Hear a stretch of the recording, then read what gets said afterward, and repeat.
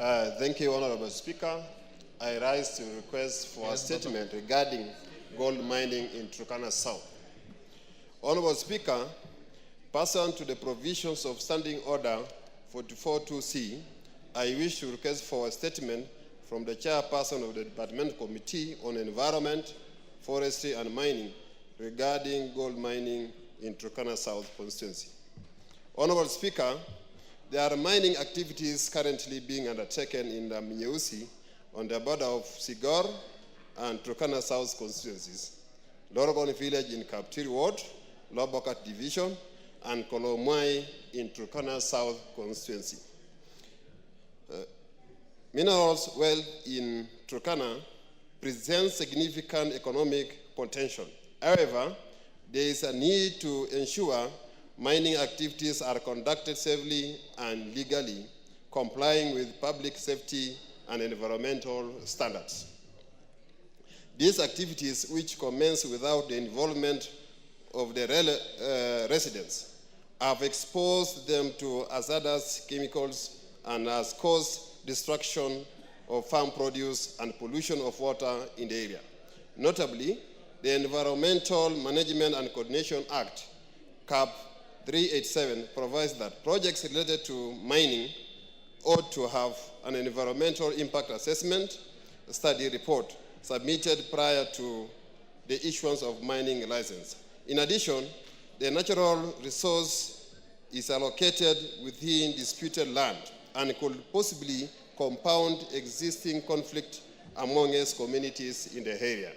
Honorable Speaker, it is against this background that I request for a statement from the Departmental Committee on Environment, Forestry and Mining regarding the following. 1, report on the steps taken by the government, including a report on public participation conducted, if any, prior to issuance of mining licenses in La Minyeusi, Lorogon Village, and Kolomai in Turkana South. 2, list of the mining licenses issued in Turkana County in the last 3 years and the operational requirements issued to the licensees. 3, steps taken to prevent any conflict among communities bordering the sites, including consultation with the leaders within the area. And finally, Honorable Speaker, a report on the benefit sharing formula agreed on to the guarantee residents returns from gold mining in the county. I thank you, Honorable Speaker.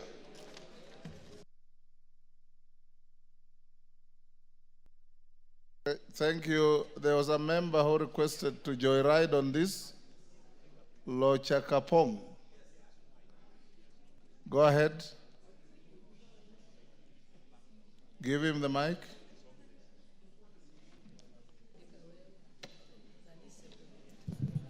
Thank you, Honorable Speaker, for this opportunity. I wish to support the statement by the Honorable Dr. Rico, the member for Turkana South, and say, Honorable Speaker, that we have a lot of illegal miners, particularly in West Pokot and between West Pokot and Turkana. Now, Honorable Speaker, these illegal miners are operating without a mining license, and they are mining gold. Honorable Speaker, we have engaged these people, but seemingly these people are cartels, and they are being protected by officers from the Ministry of Mining, right from the regional office in Eldoret to the headquarters here. All those guys who are supposed to be protecting communities are aligned in doing illegal work. When you get them, they have no license for mining. They have no consent from the county government. They have no document. Others will even tell you they have fraudulent documents from NEMA, because when you look at the kind of environmental destructions that they have caused, it is worrying and it is sad. So, Honorable Speaker, I wish that the committee expedites to find out this, because according to the statement by Dr. Rico, these people do not have any mining license. They have even threatened to change the course of a river, Honorable Speaker, And very soon, a town called Kainuk will be swept away just because of the activities of these illegal miners. So I wish that these people are brought to book, and if they have applied for a mining license and they have not gotten, let them, again, because they have engaged in illegal activities, let them be denied these licenses.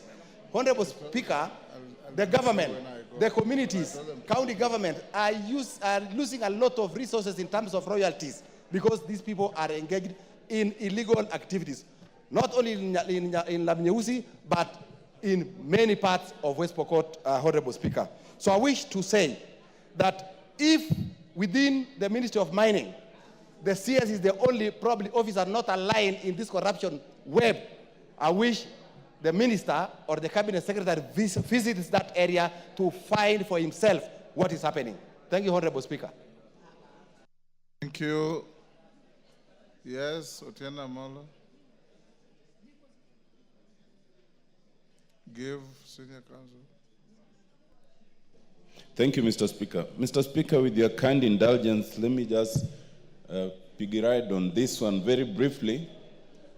Mr. Speaker, in your absence yesterday, I did say in this House that in the last 48 hours, I lost 5 of my constituents to mining activities in Rarieda. 5 women who are going about their business, the youngest of them being only 27 years and a graduate. So, Mr. Speaker, I think the issue of mining is important to address, but it's important to address from my perspective in 3 ways. One is the importance of publishing the various mining licenses that have been issued throughout the country.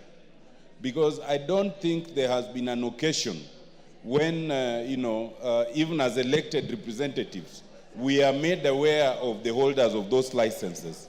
Even in my constituency, I am aware that in the county there are some people who've been issued with those licenses and we don't quite know them.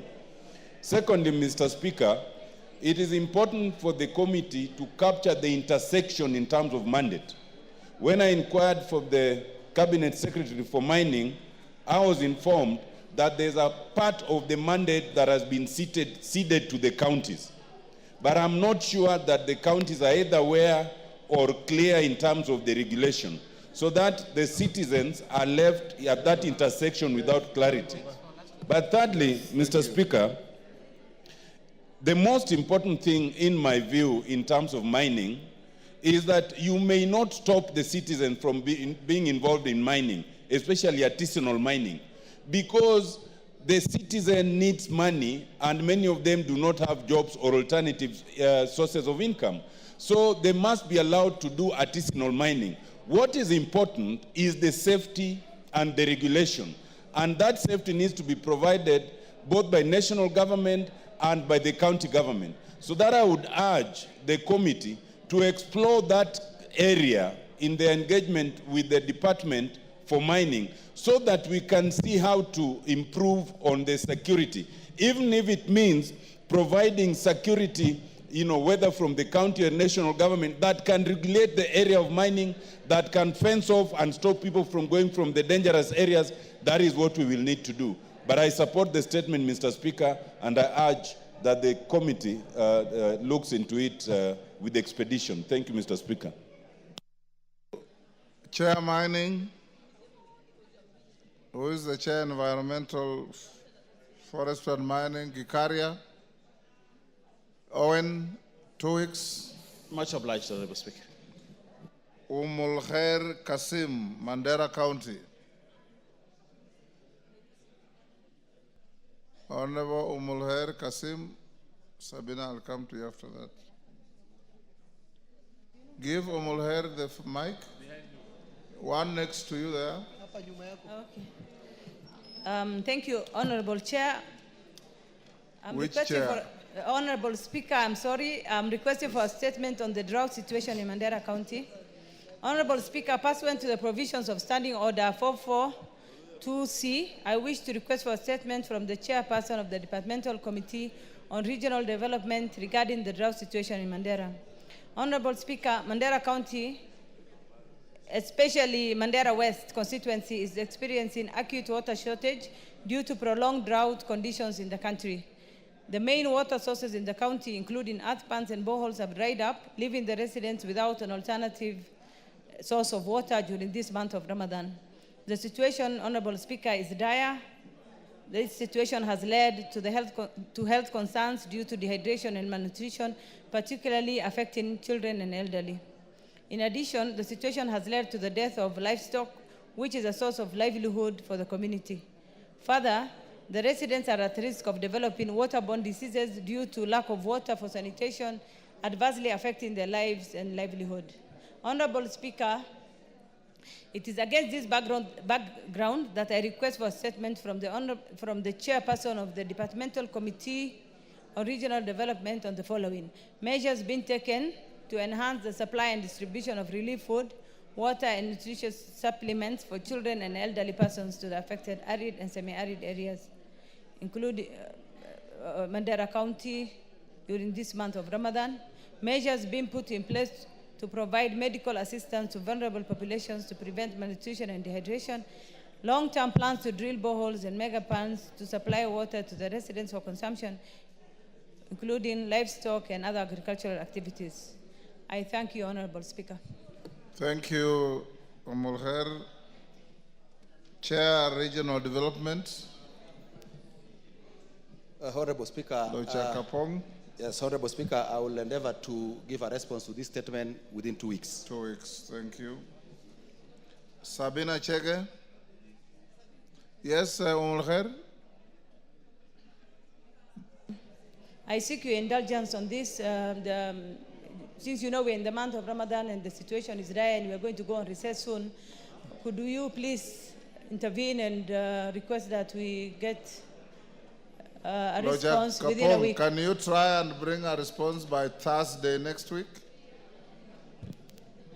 Yeah, Honorable Speaker, just like I said, I will endeavor to give us a response to the statement within 2 weeks. I'm telling you that yes. Try and bring on Thursday next Honorable week. Speaker, that will be done. Is that okay? Yes, and that will be within the 2 weeks.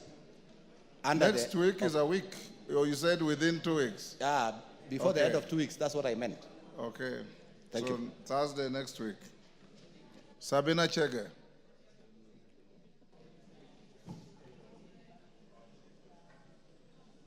Give SABINA the mic. There's one across after Kasheri. Now you have one. Thank you, Mr. Speaker.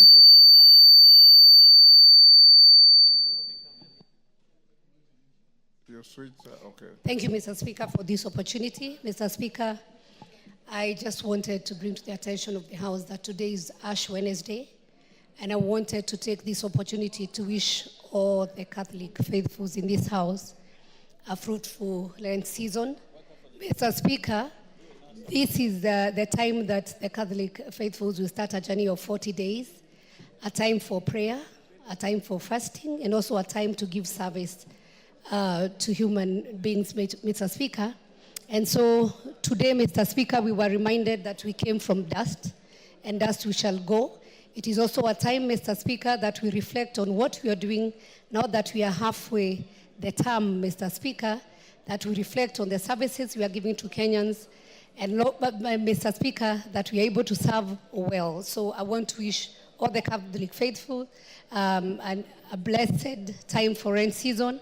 But at the same time, Mr. Speaker, also our Muslim faithfuls who started their Ramadan, that this is going to be a fruitful season, Mr. Speaker, as we continue serving this country. I thank you for the opportunity. Thank you, Honorable Yes, Owen? Honorable Speaker, well, I agree with SABINA, but Ash Wednesday is not only exclusive to Catholics. Pardon? Ash Wednesday is not exclusive to Catholics. Even the Anglicans also celebrate Ash. Today at the All Saints Cathedral at 6 o'clock we'll have our Ash Wednesday service. And therefore I want to wish all the Anglicans and any other faith that observes Ash Wednesday all the best during this Lent time. And I wish that they observe Lent well and that they continue to pray for this country during this time. I thank you. Thank you for expanding on what she said. I join you in doing so. Yes, Ondo. Not is that Ondo or yes, member from Ukraine. Thank you, Honorable Speaker. I actually wanted to point out that the issue of the 40 days and the Lent issues are not only confined to the Catholics and the Anglicans. Honorable Speaker, it's really an issue of all the Christians. Why are you splitting hairs? She spoke as a Catholic at here. Honorable. So if you want to speak as an Anglican, go ahead and do so. Yes, Honorable Speaker. I just wanted to point out that as we observe the 40 days of Lent, Honorable Speaker, I'm hoping that we're also going to be able to fix the issue of blood transfusion in Kenya. Honorable Speaker, you understand that we are having a problem of the reagents and the blood bags. And so Kenyans are dying in hospitals today because it's a big problem where we do not have blood for transfusion because we cannot test blood. So as we observe this Lent period, Honorable Speaker, I'm hoping that we're able to also sort out this issue as a matter of urgency before it gets into a national crisis of monumental status. Thank you, Gakusha. Next order.